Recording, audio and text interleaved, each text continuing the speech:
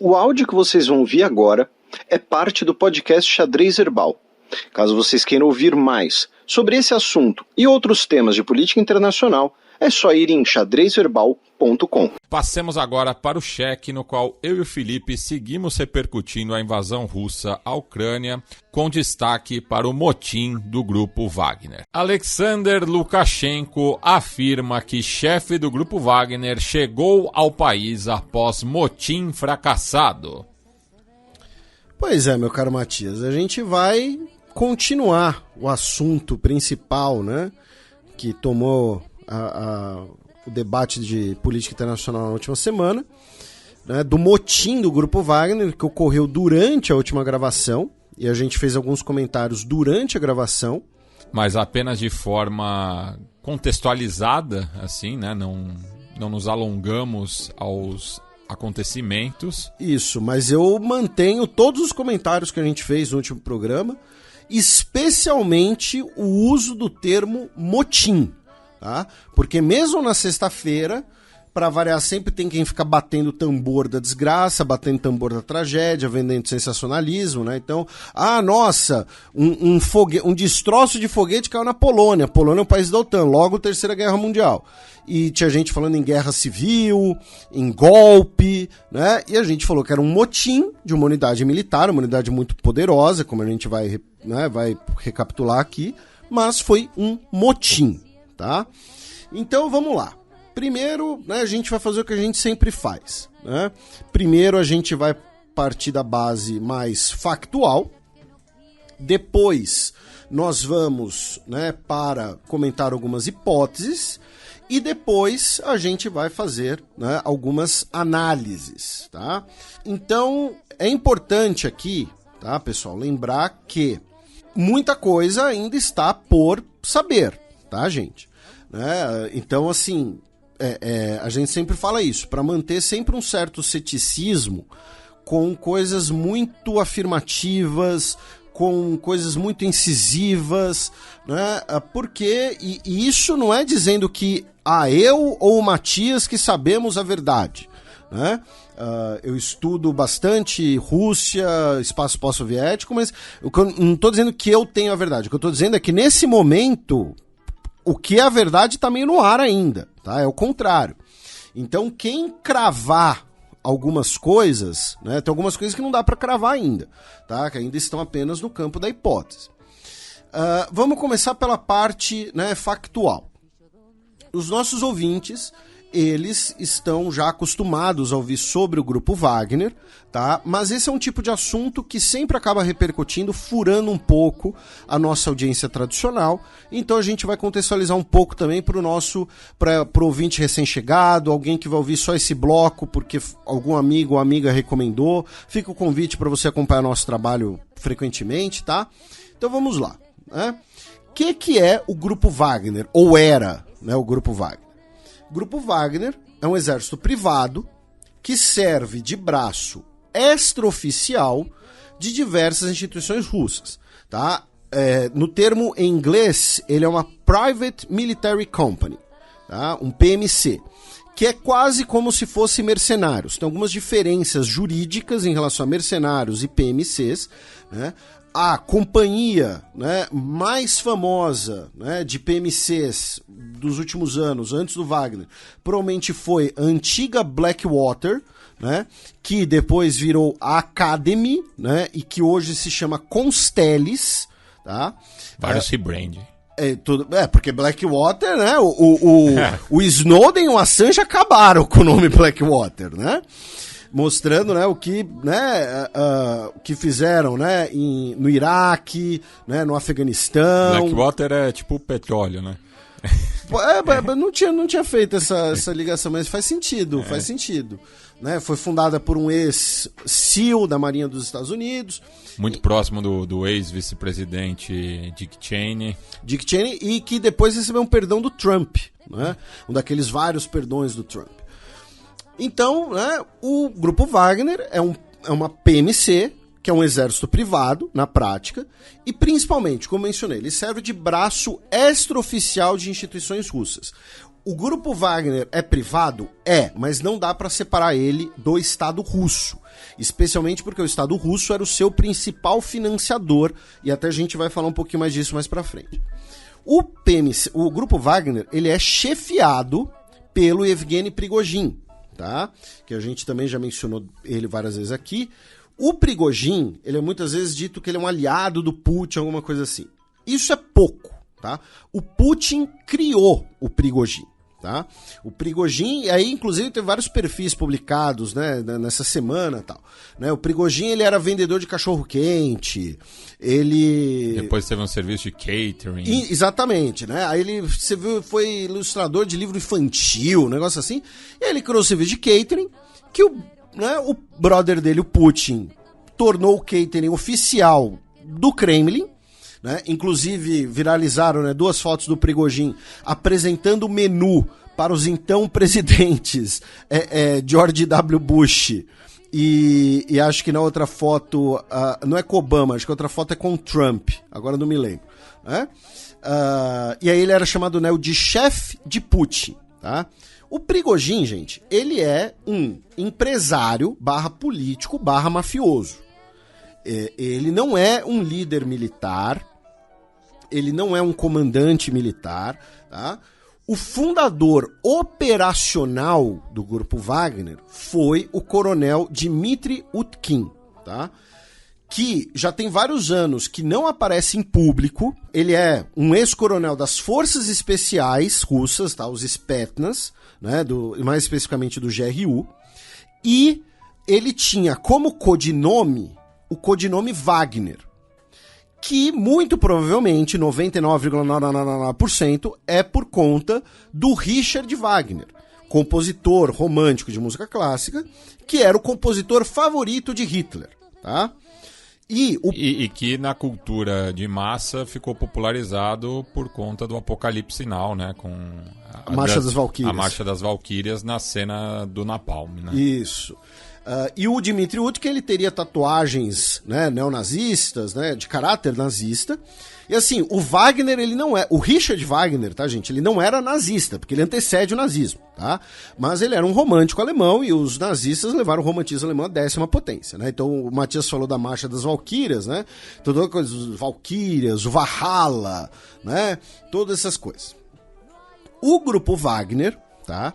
Ele estava, até semana passada, desempenhando 2 papéis importantes na política externa russa. Primeiro, ele era um braço importante da Rússia, da presença russa na África, tá? O Grupo Wagner, inclusive, na época a gente explicou, quando começou a atual guerra no Sudão, o Grupo Wagner era um ator importantíssimo da guerra no Sudão, tá? Porque o Grupo Wagner, inclusive, controla diversas minas de ouro no Sudão. Nós já foram rastreados diversos voos, né, entre Sudão e Rússia, muito provavelmente levando, né, numa via armamentos e voltando com ouro, porque o ouro, né, cujo preço tem subido cada vez mais, os nossos ouvintes devem saber disso também, serve para você contornar sanções do dólar, tá? O Grupo Wagner também está presente na República Centro-Africana, está presente no Mali, tá? Sudão. Né, o Sudão e a República Democrática do Congo, tá? E segundo, o Grupo Wagner estava na linha de frente na guerra na Ucrânia, especialmente, né, na tomada da cidade de Bakhmut, que a gente comentou vários programas, que se tornou um verdadeiro moedor de carne, né, a Verdun da guerra na Ucrânia. E qual a importância do Grupo Wagner na linha de frente? Tá? 2. A primeira era operacional. O Grupo Wagner tem muitos ex-oficiais e ex-integrantes de forças especiais russas nas suas fileiras. Por quê? Porque no Grupo Wagner eles recebem muito mais dinheiro. Tá? Eles são muito melhor pagos do que na carreira oficial das Forças Armadas. Eles perdem alguns privilégios, digamos assim, mas em dinheiro, e dinheiro, digamos assim, na hora, eles são muito melhor pagos. E segundo, o Grupo Wagner tinha uma função jurídica muito importante.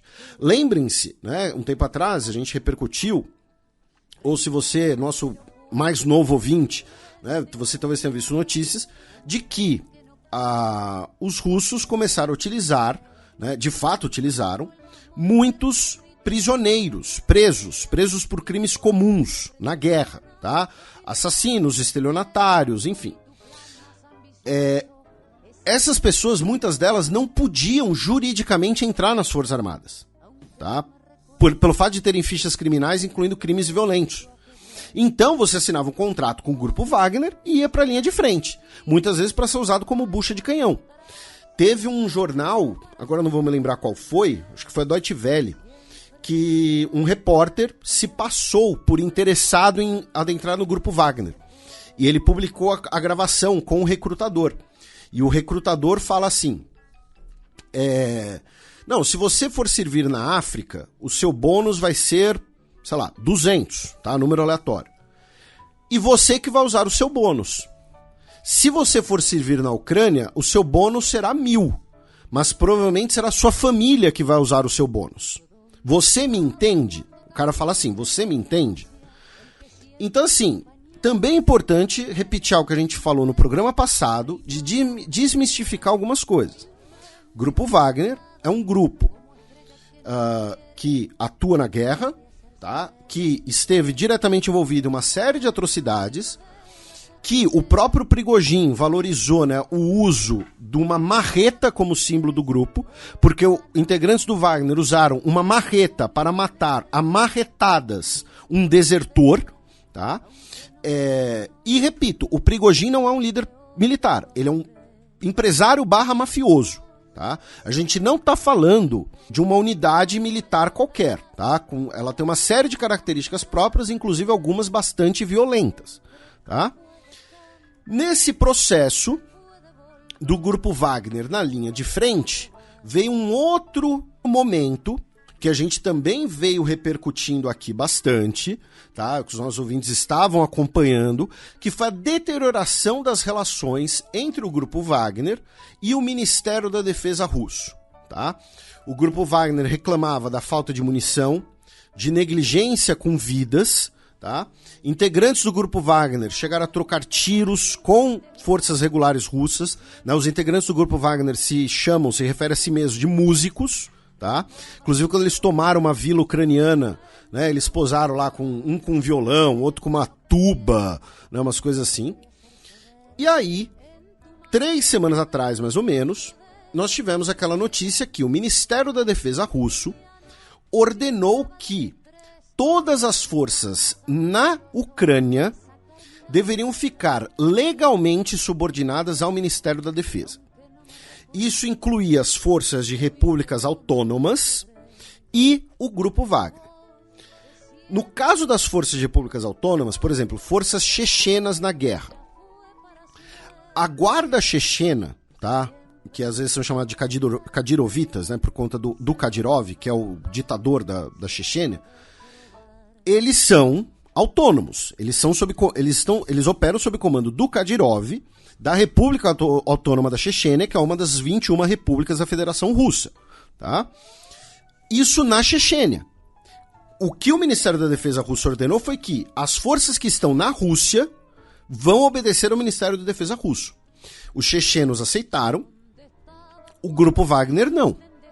E aí veio um episódio que, segundo o Prigozhin, foi o estalido, né? Foi o estopim. O estopim, né? Muito obrigado. Quem diria que eu que buscaria o termo em castelhano.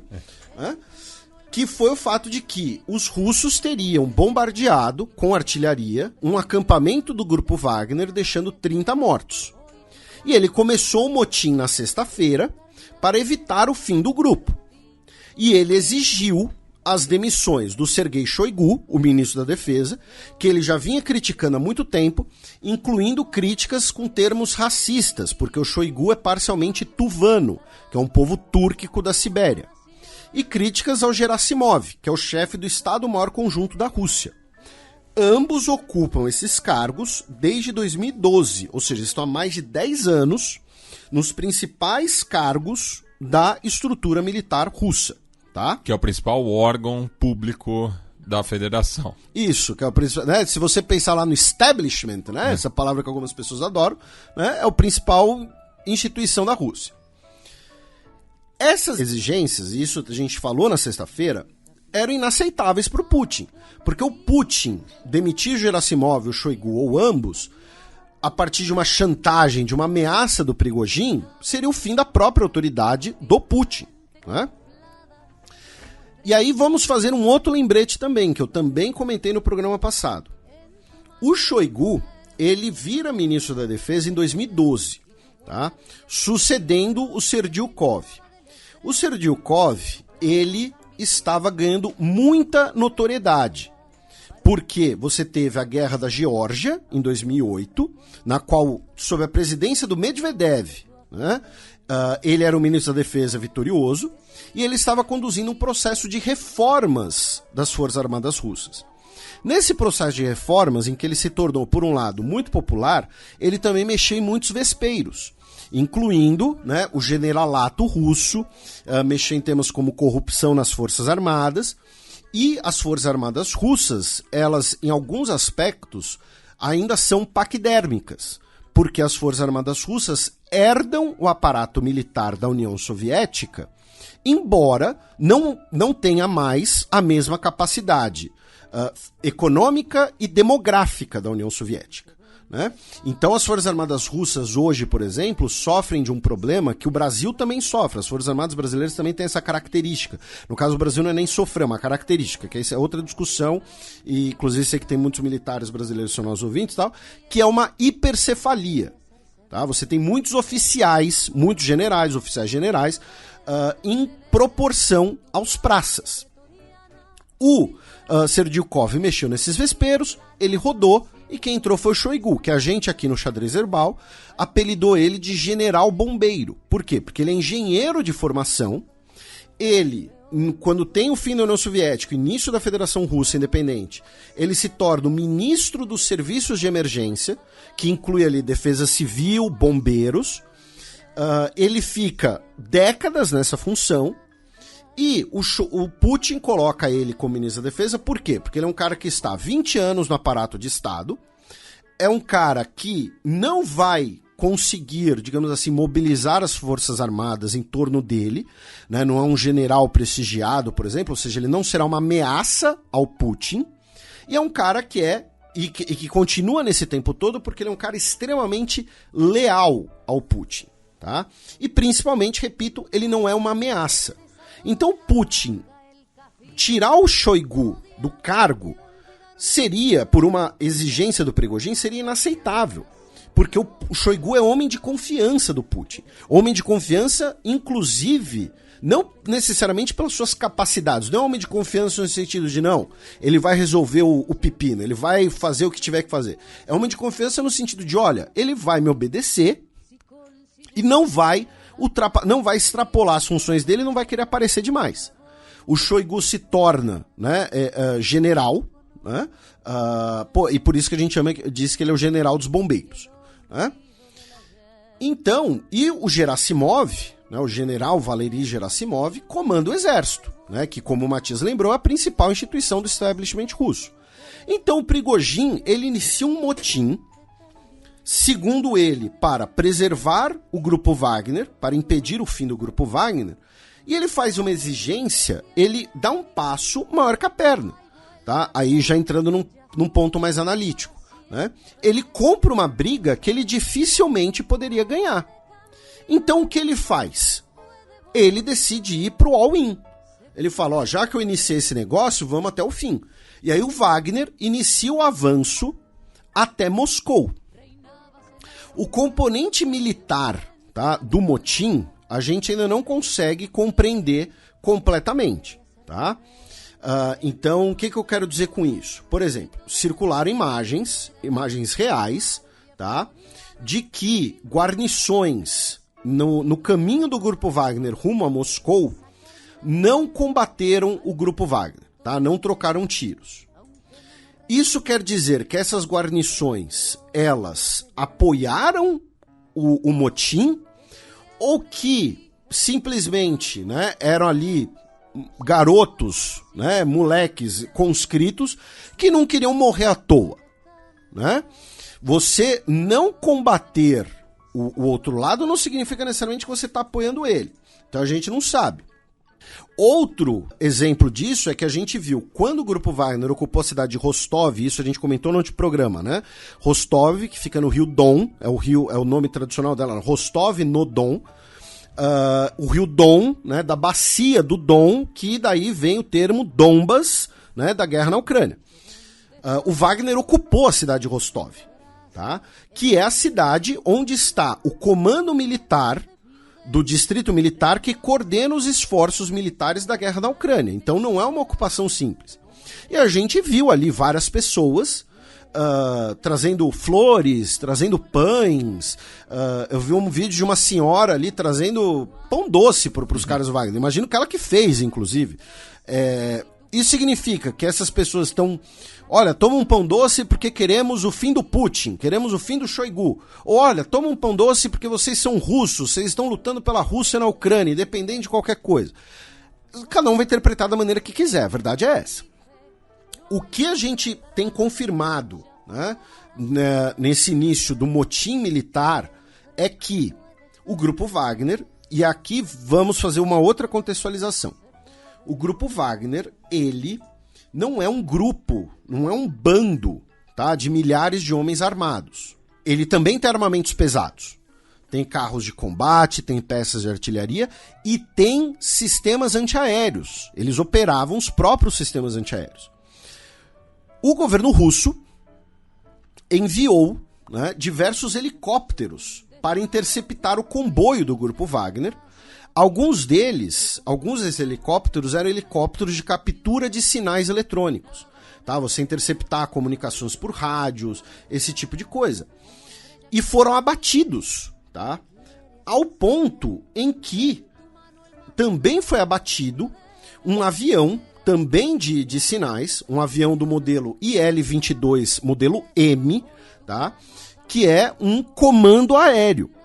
Ele foi abatido com 13 mortos. Dentre os mortos estavam vários oficiais. São veículos que são caros, porque eles envolvem equipamentos, né, sensíveis, equipamentos importantes, e que os operadores desse tipo de aeronave, desse tipo de equipamento, requerem muito treinamento. Tá? Então, o abate desse avião e desses helicópteros, gerando aí cerca de 20 mortos, tá? Mais ou menos, especula-se, foi bastante importante. Também teve um helicóptero russo, tá, destruindo intencionalmente um depósito de combustíveis na cidade de Vorozhnev, para impedir, provavelmente, que o Grupo Wagner utilizasse, né, aquele combustível no seu avanço, tá, rumo a Moscou. Aí circularam as várias imagens da própria cidade de Moscou, né, como parte dessa questão militar. Estradas, né, levando a Moscou teriam sido intencionalmente destruídas. A Guarda Nacional Russa foi colocada em torno dos prédios mais importantes e a Guarda Nacional Chechena também foi colocada ali no caminho do Wagner a Moscou, tá? Então, perto de Moscou, você tinha diversas forças russas prontas para combater o Grupo Wagner, muito provavelmente, tá? Também nesse momento, estamos falando ali da madrugada, de sexta para sábado, mais ou menos, tá? No nosso horário. O Putin fez um discurso televisionado chamando o motim de traição e dizendo que medidas duras seriam tomadas. E ele chama o Prigozhin de traidor. Isso daqui é muito importante, gente. Por quê? O Putin, o próprio Putin já falou da boca dele que a maior qualidade de uma pessoa é a lealdade. O Putin, eu acho que todo mundo que o Putin já chamou publicamente de traidor não tá mais aqui para se defender, tá? O caso mais famoso, né, foi Alexander Litvinenko, né, que é aquele ex-espião russo que foi envenenado, né, provavelmente com polônio, em Londres, né, e morreu no hospital, ainda no início dos anos 2000. Então ele chamou o Prigozhin de traidor e, ao mesmo tempo, vou repetir, ele considera o Shoigu um cara muito leal, tá? E aí, O Grupo Wagner, a coluna do Grupo Wagner, estava a alguns quilômetros de Moscou e foi então anunciado um acordo. Aqui entra outra incógnita. Qual o tamanho da força amotinada? Tá? O Grupo Wagner, ele tem globalmente até cerca de 50 mil integrantes. Tá? Especula-se que na linha de frente, na Ucrânia, estavam mais ou menos 25 mil. Tem gente comentando que desses 25 mil, apenas uns 8 mil teriam tomado parte do motim. Inclusive, alguns dos principais comandantes não teriam se amotinado. Não sabemos. Vou frisar isso, tá, gente? Não sabemos. Pode ser 8 mil, pode ser 25 mil, pode ser um número entre esses. Não sabemos. É uma das várias incógnitas. E aí nós tivemos o anúncio do acordo em que, né, o Prigozhin seria exilado para Belarus. O Putin fez outra declaração televisionada, dizendo que, né, diversos patriotas do Grupo Wagner foram induzidos, né, por traidores a tomarem parte e que eles seriam perdoados. Né, ele anunciou ali um perdão geral das medidas duras legais que seriam tomadas. E basicamente os integrantes do Grupo Wagner teriam 3 opções. Tá? Aceitar o serviço militar russo regular, ir para casa ou ir para Belarus. Tá? Esse foi o anúncio do acordo, mais ou menos. E aí, o motim acabou. Isso... E assim, não é porque o Putin é misericordioso, né? Mas é porque ele vai precisar desse pessoal. Você está dizendo que o Putin não é misericordioso. Você está dizendo então que ele é cruel. Também não. O que você está dizendo sobre o Vladimir Putin? O pessoal da Embaixada Russa quer saber o que você acha. Tudo que eu falei foi ao ar. Então vamos lá. O factual meio que acaba aqui, tá, gente? Agora a gente vai misturar o factual com as hipóteses e com as análises, tá? A primeira hipótese, e que é a pergunta, né, que todo mundo se faz, é o que o Prigozhin queria, afinal? Qual era a intenção do motim? Eu, particularmente, a minha interpretação, tá, gente? Aqui entramos numa coisa bem subjetiva. E quando eu digo minha interpretação, eu não estou dizendo que é uma análise. Uma análise é algo que eu consigo bancar, tá? Eu sei que sou meio babaca falar assim, mas o que eu quero dizer é que, assim, não tenho prova, só tenho convicção nesse caso. O Prigozhin não esperava que fosse tomar esse tamanho, ou o Prigozhin esperava que fosse tomar um tamanho ainda maior e foi passado para trás por alguém, tá? Então, nós temos essa disputa entre o Grupo Wagner e o Ministério da Defesa, e a primeira hipótese, então, o Prigozhin deu um passo maior que a perna. Ele reclamou contra as lideranças, não quis aceitar a autoridade do Ministério da Defesa, ficou com medo de perder, né, completamente ali o controle do Grupo Wagner e perder, consequentemente, o seu poder, a sua influência e a sua grana, tá? E aí iniciou um motim e quando viu o tamanho do que ele fez, voltou atrás e deu um passo maior que a perna. A segunda possibilidade é que é possível que nós tenhamos também, nesse sentido, uma disputa entre facções, uma disputa pouco conhecida, tá? No dia 26 de junho, eu escrevi no Twitter um fio enorme, tá? Que o primeiro tweet do fio, inclusive, já passou de mais de 1 milhão de visualizações. Fico muito feliz com o reconhecimento. Nosso trabalho aqui só no podcast Xadrez Herbal já tem 8 anos, tá? Eu sou colunista na Gazeta também, sempre falo de Rússia, tá? É um trabalho de formiguinha que a gente desenvolve para conquistar a nossa reputação, então fico feliz com isso. E naquele fio eu escrevi assim: Prigozhin acreditava estar agindo para o bem do próprio Putin. Isso pode ser um indício de disputas internas ao poder desconhecidas do público. Porque o Prigozhin, ele deixou claro, em vários momentos, que ele não queria derrubar o Putin, tá? Que não era um golpe. E o Prigozhin, ele como eu disse, ele não é um aliado do Putin. Ele foi feito pelo Putin. Então é possível que na cabeça do Prigozhin, dentro de alguma disputa interna do exército, que ainda é pouco conhecida do público, tá? Ele falou, olha, vou agir em nome do meu camarada Vladimir, né? Estou agindo em nome dele como parte dessa disputa interna, só que acabou forçando a mão e foi chamado de traidor em público. Aí entra uma hipótese, né, a 2.1, que ela tá ligada a essa, né, que pode ter sido, e aí então, algumas pessoas sempre falam, né, não, o Putin é um cara que veio dos setores de inteligência, e isso é muito importante, já vou comentar isso também, tá?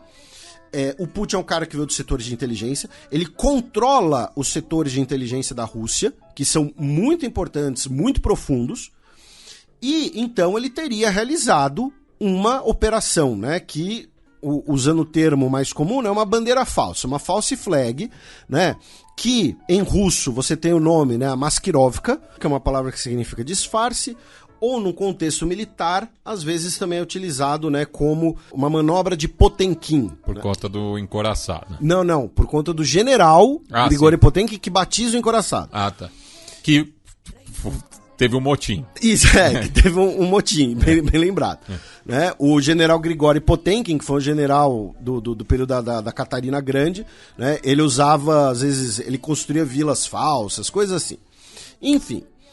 Então, que o Putin teria feito, né, tudo na verdade é um grande disfarce para alguma finalidade ainda desconhecida, ou então com alguma finalidade, né, para descobrir potenciais traidores contra o Putin, tá? Então você teria, vamos pensar na hipótese anterior, né? Você tem uma disputa interna no Ministério da Defesa. O Putin não sabe direito com que ele pode contar, ele vira pro Prigozhin e fala, Prigozhin, inicia um motim e vê quem vai se juntar a você, tá? E aí a gente pega esses caras e eu vou fingir que vou atrás de você, tá? Ou vou atrás de você de verdade depois. Uma pessoa que fez isso uma vez foi o Saddam Hussein.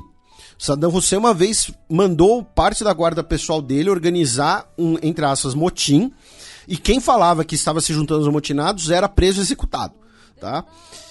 E aí, para potencialmente, né, fortalecer essa hipótese, nós temos as notícias de que, né, supostamente, tá, o general Sergei Surovikin foi detido, tá? O que foi publicado pelo Moscow Times, tá?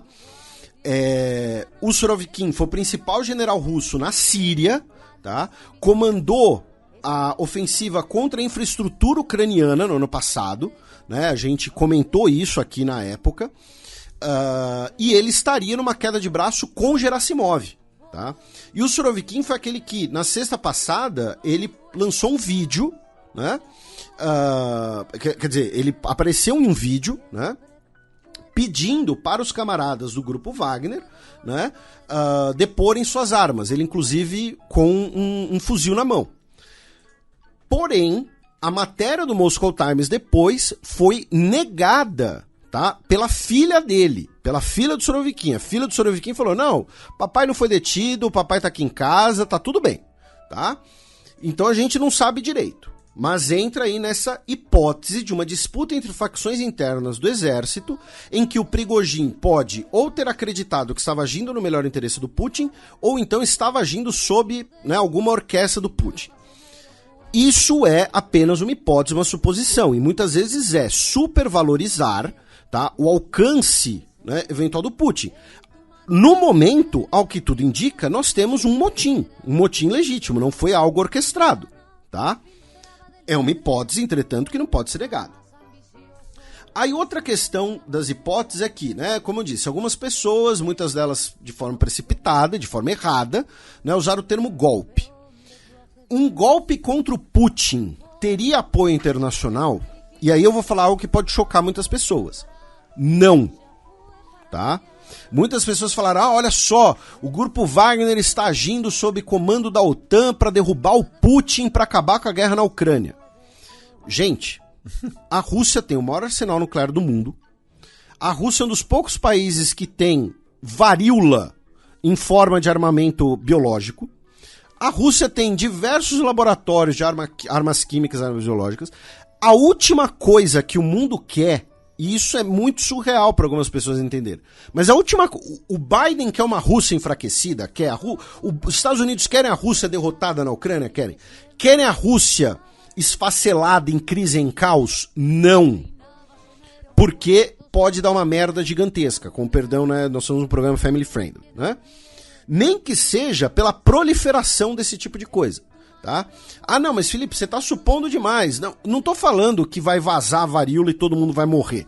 Tô falando que você tem uma situação com armas estratégicas, tá? Que ninguém quer o caos reinando na Rússia, por incrível que pareça, tá? Querer a Rússia derrotada, querem a Rússia enfraquecida, sem dúvidas, tá? Assim como a Rússia se defende e enfim. O ponto é que ninguém quer a Rússia em caos, tá? Outra hipótese, que o grupo Wagner, na verdade, está indo para a Belarus como parte de um grande esquema para fazer uma manobra militar sem chamar atenção e a partir de Belarus, de novo, invadirem a Ucrânia, né? A gente comentou isso, né, no ano passado, tá? Quando nós tivemos justamente a invasão da Ucrânia, e a gente falou como a fronteira tríplice, né, entre Ucrânia, Rússia e Belarus era muito vulnerável por conta da zona de Chernobyl, né? Vamos lembrar, tropas russas estiveram em Chernobyl e a gente explicou aqui no programa o motivo daquilo, não era uma área estratégica nem nada. Teve até um jornalista falando, não, Chernobyl é uma região estratégica. Não é, tá? Lá só tem radiação e vegetação com deformação e solo contaminado e algumas últimas famílias que não querem sair de lá de jeito nenhum, tá? Então, assim, o grupo Wagner ir até Belarus não significa que você vai ter não necessariamente significa que você vai ter uma grande mudança militar.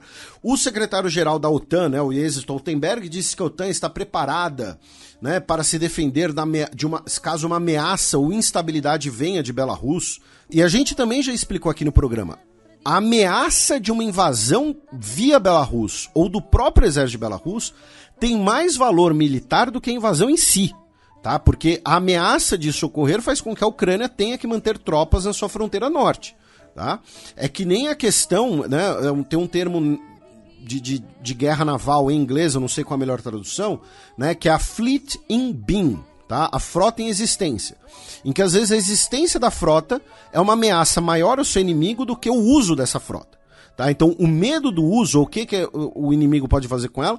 Esse é o caso, por exemplo, durante a Segunda Guerra Mundial, para quem se interessa por história militar, do encoraçado Tirpitz, da Alemanha nazista, que foi um dos maiores navios do mundo e que foi afundado sem dar um tiro na vida, mas cuja própria presença nos fiordes noruegueses fazia com que os britânicos ficassem ter que brincar ali de gato e rato. Tá? Agora, uma outra questão envolvendo Belarus, e aí sim eu acho muito mais plausível, é que o grupo Wagner possa ser utilizado em Belarus como parte do aparato para manutenção do Lukashenko no poder. Porque o Lukashenko depende do Putin para ficar no poder. E ele depende da força para ficar no poder. Tá? E finalmente, dentre as hipóteses, nós tivemos algumas matérias de jornais falando que o motim do grupo Wagner foi debelado, né? Parcialmente pelo fato de que os serviços de inteligência da Rússia, controlados pelo Putin, né, teriam ameaçado os familiares dos integrantes do grupo Wagner, né, teriam feito todo esse tipo de coisa. É possível? Perfeitamente. Teremos uma confirmação pública disso? Não no futuro próximo, tá? Aí, meu caro Matias, a gente falou do factual, falamos das hipóteses, agora vamos falar dos impactos e das análises. O primeiro deles é o grupo Wagner, como uma unidade militar virtualmente autônoma, acabou, tá? As forças russas, inclusive, né, o governo russo já determinou que todo o equipamento militar pesado do grupo Wagner, tá, será transferido para as forças militares regulares russas, como os carros de combate, os sistemas antiaéreos, tá? Estatização. Oi? Estatização. Pois é, vão estatizar o grupo Wagner, né? Vão reverter a privatização. E aí é uma outra discussão interessante, mas que acaba sendo muito mais profunda, né? Precisaria de outro programa, né? Que é aquela aquela questão, né, do Max Weber, né? O Estado é o monopólio do uso legítimo da força. Quando o Estado abre mão desse monopólio, dá ruim, né? Que era o que Maquiavel já falava também. Enfim, o governo russo também já disse que o grupo Wagner não vai operar na guerra da Ucrânia, tá? Ou seja, isso não quer dizer que integrantes do Wagner não possam lutar na Ucrânia, mas eles vão lutar, né, como parte das Forças Armadas Regulares Russas, com contratos com as Forças Armadas Regulares Russas. E o Putin, né, ainda por cima, ele, para reforçar as investigações contra o Prigozhin e parte da liderança do grupo Wagner, ele, né, de forma televisionada, tá? E aquela coisa assim, se publicou no site do Kremlin, ou se publicou nos perfis das redes sociais da TASS, tá? É porque o governo russo quer que você veja isso. Ele está lá sentado numa mesa com alguns papéis e tal, e aí ele fala que o grupo Wagner, entre maio de 2022 e maio de 2023, recebeu 86 bilhões de rublos, o que dá, na cotação de hoje, $1 bilhão, tá? Mas proporcionalmente é mais. E que a própria empresa de catering do Prigozhin, que o Matias tinha mencionado, que se chama Concord, recebeu 80 bilhões de rublos para fornecer comida para o exército russo, o que vai dar mais ou menos outro $1 bilhão, tá? Muito provavelmente contratos super inflacionados e, no caso da empresa de catering, muito provavelmente um pagamento disfarçado ao próprio Prigozhin, tá? E ele disse, espero que ninguém tenha roubado nada porque vamos investigar tudo. O Putin, né, no primeiro discurso televisionado dele, meu caro Matias, ele fez um paralelo interessante, né, para quem acha que o Putin é comunista porque foi da KGB e tudo mais. Ele comparou o levante do Wagner à Revolução Bolchevique de outubro de 17. Em que sentido, tá?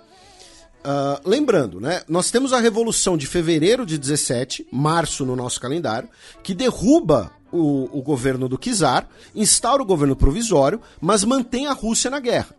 Depois nós temos a Revolução de outubro, novembro no nosso calendário, em que os bolcheviques falam, olha, a gente fez a revolução para tirar a Rússia da guerra. A guerra está sendo uma catástrofe para a Rússia, então temos que tirar a Rússia da guerra.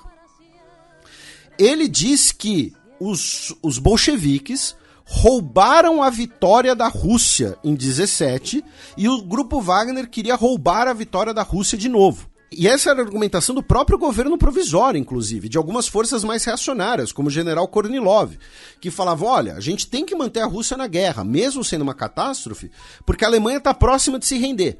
Então a gente tem que continuar na guerra para ser vitorioso e aí ganhar território, conquistar indenização, o que for. E os bolcheviques falam, não, a gente tem que tirar a Rússia da guerra o quanto antes. Inclusive tem aquela teoria da conspiração, né, que diz que o Lenin era um agente do Kaiser Guilherme II. Mas aí são outros 500. E aí os soviéticos, né, os bolcheviques, tiram a Rússia da guerra e assinam o Tratado de Brest-Litovsk, que faz uma série de concessões aos alemães, inclusive. Né? Então Putin fez essa comparação, tá? Pra vocês terem uma ideia. Então o Wagner, como um grupo autônomo, acabou. Tá?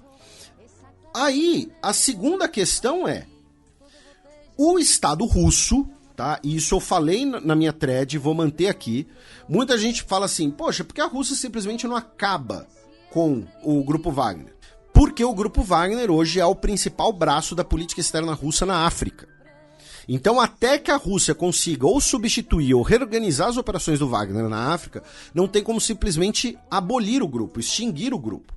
Tanto que o Sergei Lavrov disse com todas as letras, que os países aliados na África que quiserem manter os seus laços com o grupo Wagner poderão manter. Tá? Ele usa, né, ali o discurso de que é um ato soberano desses países, só que assim, esses países querem uma aliança, querem uma boa relação com a Rússia. A Rússia que manda o grupo Wagner no lugar das suas forças regulares. Se o Mali virar e falar, olha, Lavrov, a gente não quer mais o grupo Wagner, a gente quer uma unidade regular russa, tenho certeza que a Rússia vai agir nesse sentido. Tá?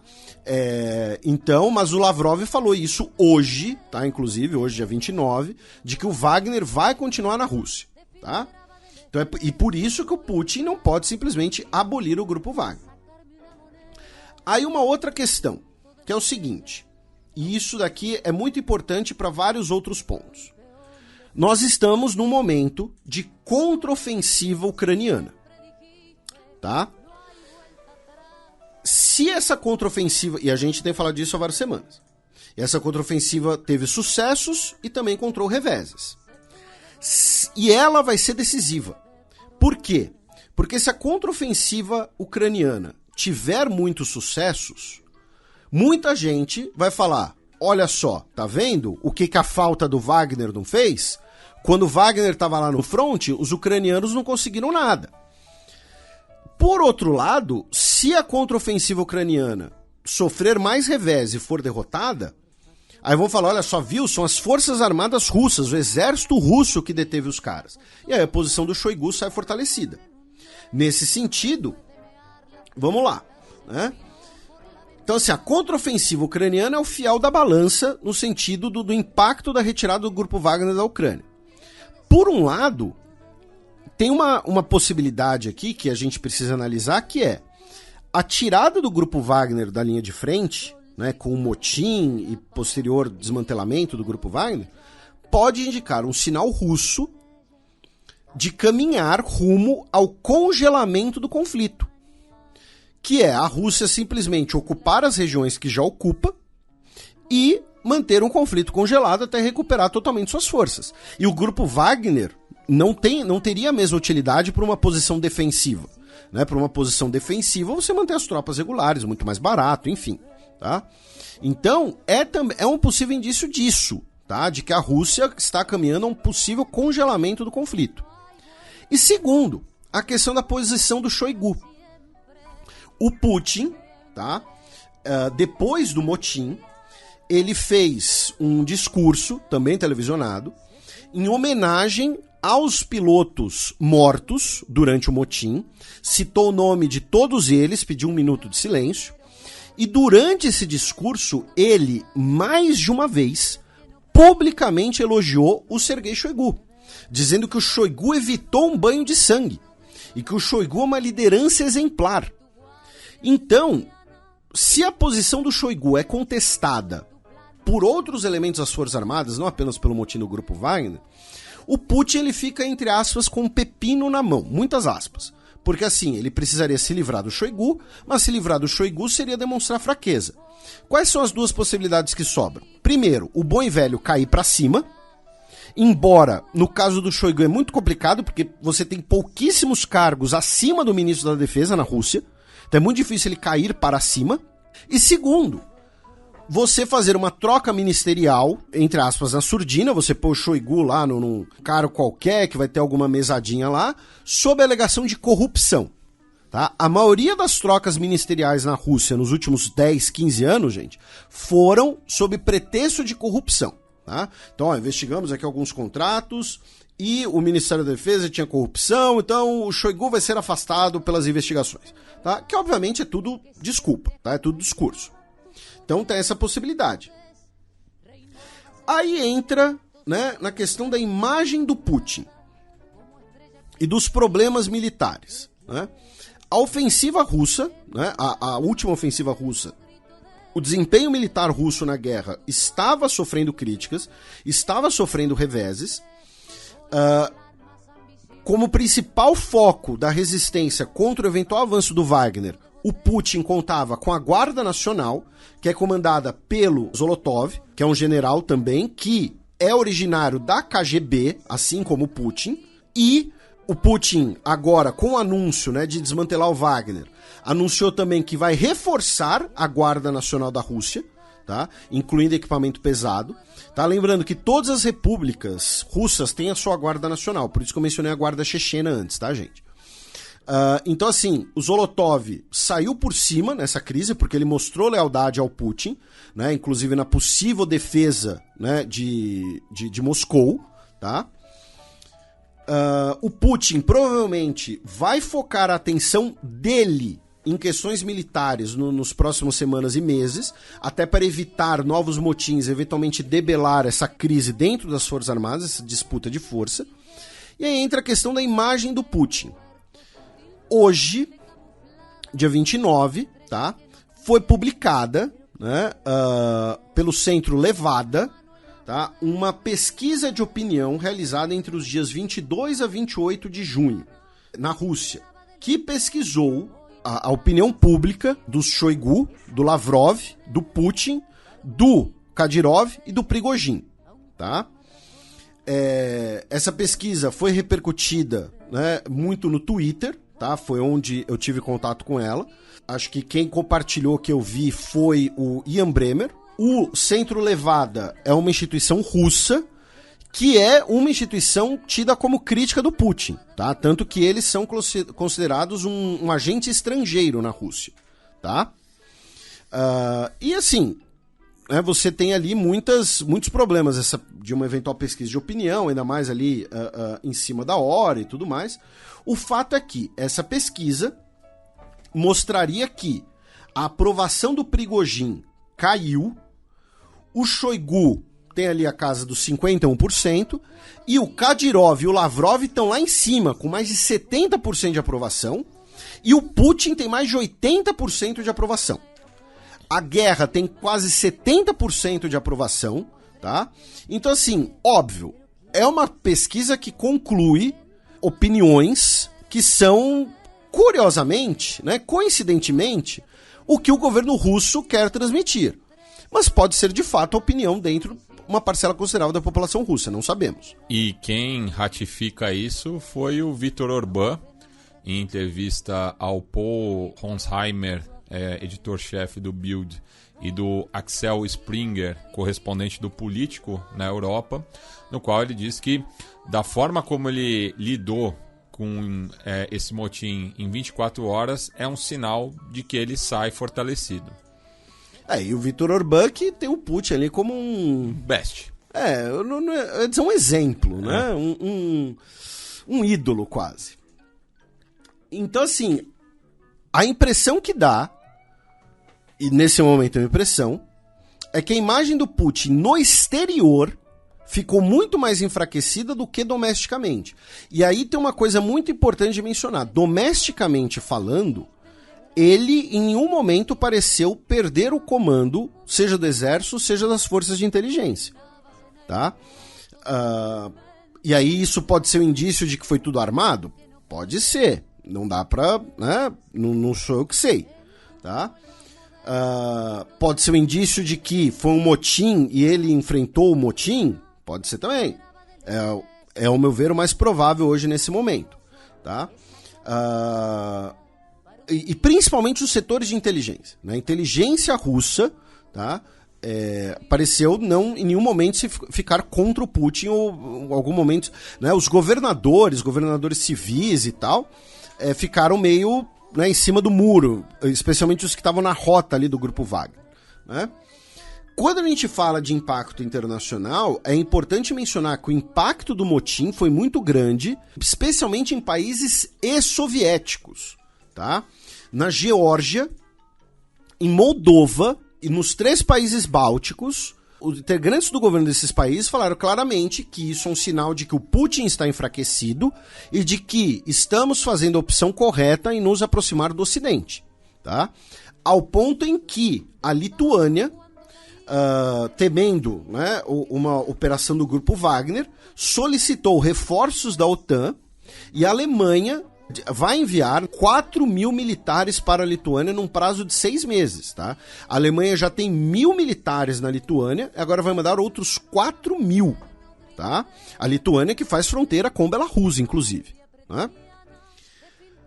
Falando em países ex-soviéticos, né, aí a gente vai justamente para Belarus, que algumas pessoas falaram, o Lukashenko ganhou moral, porque o Lukashenko teria sido o articulador desse acordo. Né? Então, por exemplo, a Al Jazeera repercutiu uma série de pesquisadores, né, dizendo que o Lukashenko, né, ganhou moral e agora vai ter o eventual apoio, né, do Grupo Wagner. O Lukashenko, inclusive, se vangloriou perante o seu Conselho de Segurança, né, de ter dito que ele impediu que o Prigozhin fosse morto. Tá?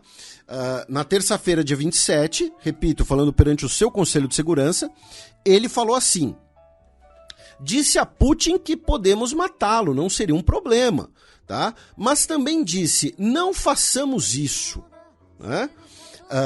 E ele teria dito pro Prigozhin que vão te esmagar como um inseto, tá? Por outro lado, também existem fontes, e aí fontes mais próximas à Rússia, que eu até mencionei isso lá no meu fio, que quem teria realmente costurado o acordo foi o Patrushev, que é o chefe do Conselho de Segurança Nacional da Rússia, tá? Que é um homem muito próximo do Putin, e que o Lukashenko entrou como o rosto público do acordo, tá? Mas que quem teria costurado mesmo foi o Patrushev. O Patrushev, que uma época chegou a ser especulado ali como possível sucessor do Putin, enfim. Tá? E aí vamos falar, né, meu caro Matias, do futuro do Prigozhin, né? Que assim, ele foi chamado publicamente de traidor pelo Vladimir Putin. Isso não é saudável para uma pessoa, né?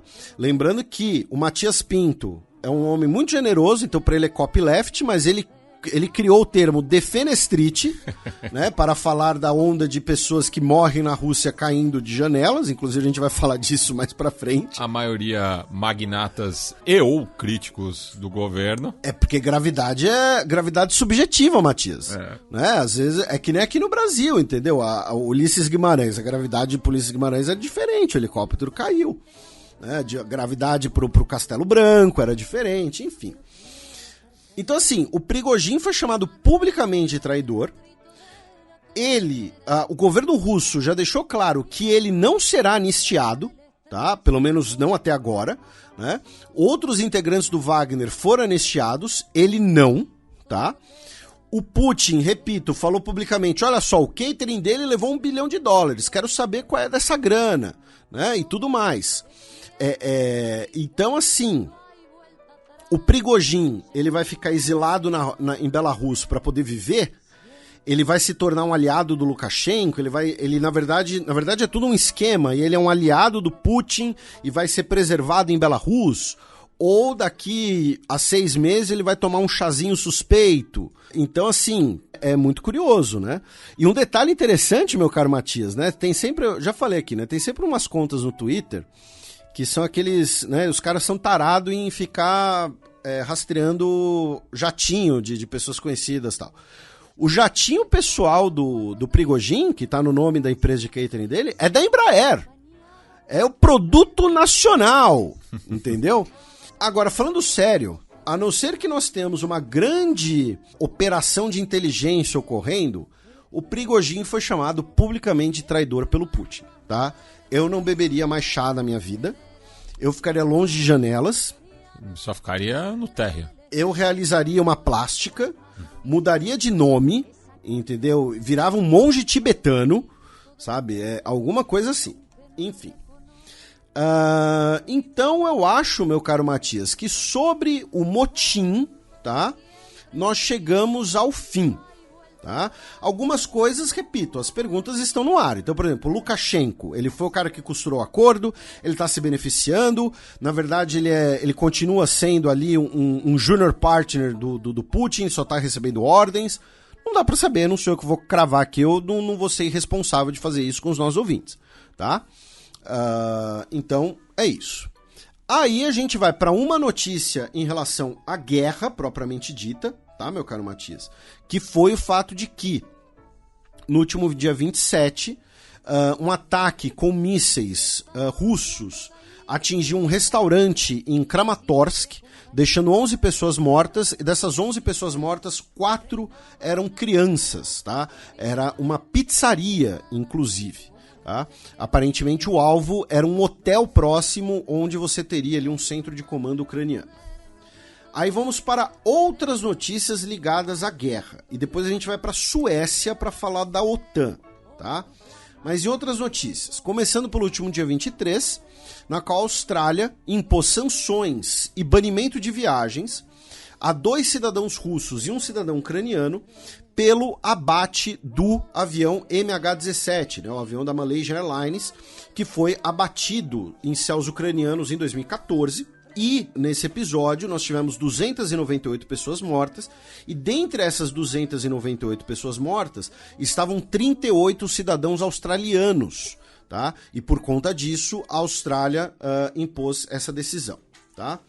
No último dia 26, ou seja, né, depois do motim, o Al-Thani, né, o Sheikh Al-Thani, o dono do Catar, conversou por telefone com Putin, tá?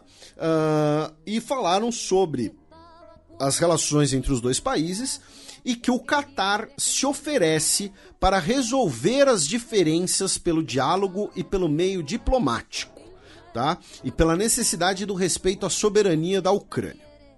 Depois, no dia 28, o Joe Biden disse que o Vladimir Putin está perdendo a guerra no Iraque. Né? É a segunda vez que um presidente ou ex-presidente dos Estados Unidos se refere à guerra na Ucrânia e fala Iraque. Né? Primeiro foi o George W. Bush, o responsável pela invasão ilegal, né, e absolutamente imoral, destruidora do Iraque, e agora o Joe Biden. Que mesmo sendo da oposição à época, foi a favor da invasão e desde 98 já falava em tirar o Saddam Hussein do poder. Pois é, então talvez seja peso na consciência, né? Talvez seja aí pensando, né? Enfim, mas o Joe Biden aí cometeu essa gafe. Aí saiu, né, essa semana a notícia, tá, de que no início do mês, tá, a Cristina Baikova, de 28 anos, então vice-presidente do Lokobank, ela caiu do 11º andar de um prédio em Moscou, né? Quem nunca caiu do 11º prédio, né, sendo vice-presidente de um banco, né? Durante a noite, ainda por cima, depois do expediente, tá? Ela tinha 28 anos de idade e ela estava acompanhada de um homem de 38 anos de idade. Eu li 34 em outra fonte. Pode ser, enfim. De nome Andrei. Andrei, Sergei, né? Aí outra notícia, né, também de hoje, dia 29, embora a gente já tenha passado da meia-noite, é que o ministro de Relações Exteriores da Dinamarca, o senhor Lars Rasmussen, tá, ele afirmou que é contra que a União Europeia relaxe os seus padrões para acelerar a adesão da Ucrânia. Ele disse que ele é a favor de Ucrânia, Moldova e Geórgia no grupo, mas que o grupo não pode relaxar os seus padrões democráticos, institucionais e econômicos. E aí, eu vou bater na tecla que a gente fala isso desde antes da guerra, tá? Ucrânia na União Europeia não é algo simples, muito pelo contrário, e eu diria que é um sonho distante. Por quê? Porque mesmo antes da guerra, mesmo com a Ucrânia intacta, ali recebendo a Euro 2012 e tal, a Ucrânia é um pepino gigantesco para a União Europeia. É o maior país localizado exclusivamente na Europa, tem uma população enorme, tem problemas gravíssimos de corrupção e de transparência, isso mesmo antes da guerra, repito, tá? Então, assim, a Ucrânia é um pepino, é um problema na União Europeia, seria um problema na União Europeia, tá? Que ainda está se adaptando da sua expansão para o leste, que incluiu, né, desde a incorporação da Polônia, que foi no início do século, tá? Então, né, mais uma declaração nesse sentido. E aí, meu caro Matias, a gente vai para a Suécia, numa notícia que aparentemente não tem relação com a guerra, mas que é interessante, né, tem sim, que é o seguinte: no último dia 28 foi celebrado, né, o primeiro dia do Eid al-Adha, tá? Que seria o festejo do sacrifício, né? Que é uma das principais datas do calendário muçulmano, que celebra quando Abraão, né, ofereceu Isaac em sacrifício a Deus, né? E aí Deus falou: não, Abraão, não sacrifica, eu estava só testando a sua fé, estava mostrando para você o tamanho da sua fé, né? E nesse dia, a polícia sueca autorizou um protesto contra o Islã, em que um homem queimou uma cópia do Corão em frente à principal mesquita de Estocolmo, tá? Ou seja, o espírito de porco, né, escolheu ainda uma data das mais sagradas, né, para queimar o livro sagrado do Islã. Cerca de 200 pessoas assistiram essa manifestação. Ele também limpou a sola dos sapatos, né, com folhas do Corão. Tá? Perguntaram para o premier, né, sueco o que ele achava disso. Ele disse que a polícia autorizou, que foi um ato legal, embora não apropriado. Tá? Aí a polícia depois, né, tentou se justificar dizendo que autorizaram uma manifestação, mas não a queima do Corão. E o autor, né, do ato é um homem chamado Salvan Momika. E detalhe, ele é um refugiado de origem iraquiana. Tá? Ele é um refugiado que vive na Suécia, de origem iraquiana. E a Suécia foi aprovada para entrar na OTAN, porém falta um país aprovar. A Turquia, que é um país muçulmano, que tem hoje o governo mais religioso de suas décadas recentes. O governo turco rapidamente condenou, né, o evento. O ministro de Relações Exteriores turco, o Hakan Fidan, disse que a cena foi desprezível, que é inaceitável permitir esses atos sob o pretexto de liberdade de expressão, que tolerar esses atos é ser cúmplice. Né? O vice-presidente do partido, né, do Erdogan, do AKP, ele disse que a Suécia continua apoiando atos terroristas. A embaixada sueca em Bagdá, tá, foi atacada por centenas de manifestantes que chegaram a entrar no prédio da embaixada, tá, e incendiaram a bandeira do arco-íris que estava na embaixada, já que junho, né, é o mês do orgulho LGBT. Então, assim, a entrada da Suécia na OTAN acabou de ganhar esse elemento, e o Putin hoje visitou a capital do Daguestão. Né? O Daguestão, que fica ali na Ciscalcásia, é uma região estratégica muito importante e que é uma república autônoma de maioria da população muçulmana. E aí ele, né, foi recebido ali pelas pessoas publicamente, ele já não visitava o Daguestão já tinha um tempo e tal, e aí ele visitou, né, a principal mesquita, né, do Daguestão, e disse que o Corão é sagrado para os muçulmanos e que deveria ser sagrado para toda a humanidade. E a Duma russa aprovou uma resolução condenando a Suécia por permitir a queima do Corão. Vamos lembrar que nós temos uma população muçulmana, né, bastante grande na Rússia. Né? Não apenas no Daguestão e na Chechênia, né? Mas, por exemplo, no Tartarstão nós temos muitos muçulmanos, né? O Tartarstão, que acho que é uma das maiores repúblicas, né? Acho que é a república com maior população das repúblicas autônomas russas, né? Colando aqui, tá, gente? Não foi de cabeça, mas a população muçulmana da Rússia está na casa dos 7%. Então o Putin ainda por cima conseguiu dar um jab aí na Suécia e na OTAN devido a essa queima do Corão. Aí a gente vai sair, né, começar a sair, vamos passar pelo Cáucaso, onde essa semana novamente a ditadura do Azerbaijão violou o cessar-fogo na região de Artsakh com a Armênia e realizou um ataque com drone, tá?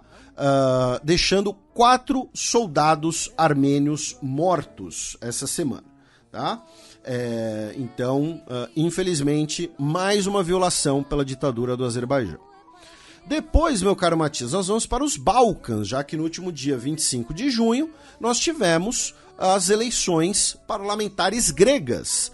E como previsto, o Partido Conservador, né, o Nova Democracia, ficou em primeiro, né, continuou em primeiro, na verdade, né, com 40,7% dos votos, só que agora, com o sistema de bônus, ficou com 158 cadeiras.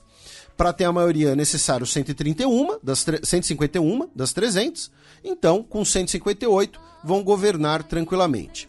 O Syriza ficou com apenas 48 assentos, perdendo 23. O Alexis Tsipras, ex-primeiro-ministro da Grécia, renunciou à liderança do partido, disse que é hora de um novo ciclo e de novas lideranças que renovem o partido, lembrando que ele tem apenas 48 anos, né? Então, assim, uma nova liderança, no caso, né, eu acho que ele não quis dizer no sentido etário, né? O PASOK, né, que também de esquerda, ficou em terceiro com 32 assentos. Depois o Partido Comunista ficou em quarto com 20 assentos. Depois veio os espartanos, que é a nova faceta da extrema-direita grega, tá? Escolheram o nome a dedo, né? Pois é, né? Assim, né? Pra quem não sabe, a obra 300 do Frank Miller, né? Assim, tem todos os elementos estéticos do fascismo, tá? Você pode gostar do quadrinho, você pode gostar do filme, não tem problema, tá? A gente não tá brigando com você. A gente só tá dizendo que o Frank Miller é um fascistoide. Tá? E é verdade, né?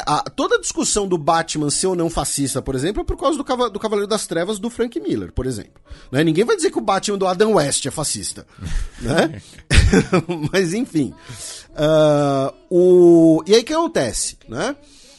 O Espartanos, ele foi um partido fundado em 2017 que estava basicamente abandonado. E aí os nossos ouvintes talvez se lembrem, né, que o antigo líder do Aurora Dourada, né, o Kasidiaris, ele formou um novo partido, né, o Partido Nacional, que foi proibido de concorrer. Então, o que os nacionalistas gregos fizeram? Pegaram o registro desses espartanos, que já existia, já tinha bandeiras nacionalistas, e usaram meio que de partido de barriga de aluguel, tá? Porque era um partido que já existia, né? Porque o que não autorizaram os integrantes da Aurora Dourada foi de criar um novo partido. Então agora os espartanos ficaram com 12 assentos, tá? E em sexto lugar ficou Solução Grega, que também é um partido nacionalista de direita, anti-União Europeia, com outros 12 assentos. Ou seja, antes ele tinha 16. Então a extrema-direita grega foi de 16 para 24 assentos de uma eleição para outra, via essa manobra dos espartanos, tá? Aí nós temos o partido Vitória, que é um partido conservador ligado à Igreja Ortodoxa Grega, com 10 assentos, e em último lugar ficou o Curso da Liberdade. Então tivemos uma vitória dos conservadores, em primeiro lugar, e um crescimento da extrema-direita e também de outros partidos de direita nessa eleição grega. E um outro detalhe, a participação eleitoral foi de 52,8% do eleitorado, 8% a menos do que na eleição anterior. Então, muita gente, imagina que o eleitor de esquerda, o eleitor às vezes mais de centro, né, não foi votar, e isso, proporcionalmente falando, acabou fortalecendo os partidos à direita. Da Grécia, meu caro Matias, nós continuamos nos Balcãs, vamos até a Bósnia, já que, falando em fascismo, né, o Milorad Dodik, né, o presidente da República Srpska, né, que é a parte sérvio-bósnia, né, do país, afirmou que a República Sérvia, né, da Bósnia, não vai mais reconhecer as decisões da Corte Constitucional Bósnia, afirmando que ela age com vieses antissérvios, tá? E os croatas estão afirmando que isso, na verdade, é o primeiro passo para uma tentativa de secessão na Bósnia. Já na Alemanha, né, o AfD, o Alternativa para a Alemanha, né, foi eleito no distrito de Sonneberg, tá, no estado da Turíngia. Né? Deixa eu adivinhar, na antiga Alemanha Oriental. Exatamente, eu fui conferir aqui, né, o Matias já tinha feito comentário, porque ele é mais sábio do que eu, aí eu burramente duvidei, fui conferir e ele tem razão. Sonneberg era uma cidade da antiga Alemanha Oriental e agora teremos, né, em um dos distritos da cidade, como se fosse ali um prefeito, né, entre aspas, né, da AfD, o primeiro cargo executivo ocupado pela AfD, pela Alternativa para a Alemanha, né, no país, tá? E da Alemanha a gente cruza o Reno, vamos até a França, tá? Uma notícia, né, antes da gente falar do que talvez seja a notícia principal da França essa semana, né, mas também hoje, no dia 29, a Federação de Futebol francesa, ela tinha proibido, né, ela tinha banido que mulheres joguem futebol usando véus, usando hijabs, né? Você tem ali uma espécie de hijab esportivo, vocês já devem ter visto nas Olimpíadas, por exemplo, tá? E organizações, tá, de direitos das comunidades muçulmanas entraram, né, com recurso na justiça sobre esse banimento pela Federação de Futebol. E aí agora a principal corte administrativa do país manteve o direito da Federação Francesa de Futebol de banir, né, indumentárias.